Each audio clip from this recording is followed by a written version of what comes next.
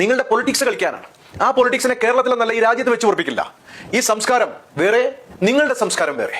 അതുപോലെ ഇപ്പൊ ഈ ക്രിസ്ത്യാനികളിൽ ഇപ്പൊ നന്മ നിറഞ്ഞ മറിയമേ നിനക്ക് സ്വസ്തി, കർത്താവ് അങ്ങയുടെ കൂടെ സ്ത്രീകൾ അങ്ങ് അനുഗ്രഹിക്കപ്പെട്ടുള്ളൂ, നമ്മുടെ ഉദരത്തിന് ഫലമായി ഈശോ അനുഗ്രഹിക്കപ്പെട്ടുള്ളൂ, പരിശുദ്ധ മറിയമേ തമ്പുരാന്റെ പാപികളാ ഞങ്ങൾക്ക് വേണ്ടി എപ്പോഴും ഞങ്ങളുടെ മരണസമയത്തും തമ്പുരാനോട് അപേക്ഷിക്കണമേ ആമേൻ. ഇതിലെവിടെയാണ് വർഗീയതയുള്ളത്? ഇനി അടുത്തത്, സ്വർഗ്ഗസ്ഥനായ ഞങ്ങളുടെ പിതാവേ, അങ്ങയുടെ നാമം പൂജിതമാണമേ, ഞങ്ങളുടെ രാജ്യം വരണമേ, ഞങ്ങളുടെ തിരുമനസ് സ്വർഗ്ഗത്തിലെ പോലെ ഭൂമിയിലും ആകണമേ, അന്നുകൊണ്ട് ആഹാരം എന്ന് ഞങ്ങൾക്ക് തരണമേ, ഞങ്ങളോട് തെറ്റിയുന്നവരോട് ഞങ്ങൾ ക്ഷമിക്കുന്ന പോലെ ഞങ്ങളുടെ തെറ്റുകളും കടങ്ങളും പാപങ്ങളും ഞങ്ങളോട് ക്ഷമിക്കണം, എന്തുകൊണ്ടെന്നാൽ ഭൂമി, രാജ്യം, ശക്തി, മഹത്വം എന്നേക്കും അങ്ങയുടേതാവുന്നു എന്ന് പറയുന്നതിൽ എവിടെയാണ് വർഗീയതയുള്ളത്? അപ്പോൾ നിങ്ങളുടെ മനസ്സ് വിശാലമല്ല, നിങ്ങളുടെ മനസ്സ് വളരെ നാരോ മൈൻഡഡ് ആണ്. വിശാലമായ മനസ്സിലേക്ക് എത്തൂ. അവിടെയാണ് ആത്മീയതയുടെ അനുഭൂതി അറിയാൻ പറ്റുക. നിങ്ങളെപ്പോലുള്ള ആൾക്കാരുടെ അടുത്ത് വാഗൊണ്ടെങ്കിൽ പറഞ്ഞ് ജയിക്കാൻ പറ്റുമെന്ന് എനിക്ക് തോന്നുന്നില്ല.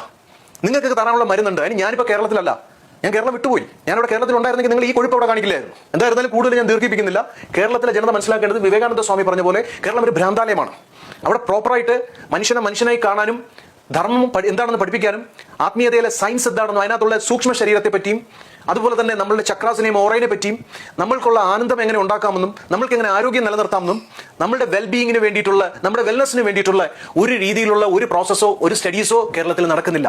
അതുകൊണ്ട് ഞാൻ യങ് ജനറേഷനോട് ഞാൻ പറയാണ്, നിങ്ങൾ ഇത്തരം കാര്യങ്ങളിൽ ചെവി കൊടുക്കരുത്. നിങ്ങൾക്ക് പാട്ട് പാടാം, നിങ്ങൾക്ക് ഡാൻസ് കളിക്കാം, നിങ്ങൾക്ക് ഇഷ്ടപ്പെട്ട വസ്ത്രം ധരിക്കാം, നിങ്ങൾക്ക് സന്തോഷം ഉണ്ടാക്കുന്നത് നിങ്ങൾ ചെയ്യാം. പക്ഷെ നിങ്ങൾ സന്തോഷം ഉണ്ടാക്കുമ്പോൾ അത് മറ്റൊരാൾക്കത് ദുഃഖമുണ്ടാവരുത്. നിയമപരമായി, ധാർമ്മികമായി നിങ്ങൾ എൻജോയ് ചെയ്യണം നിങ്ങളുടെ ലൈഫ്. നിങ്ങളുടെ ലൈഫ് സെലിബ്രേറ്റ് ചെയ്യാനുള്ളതാണ്. ജയ് ഹിന്ദ്.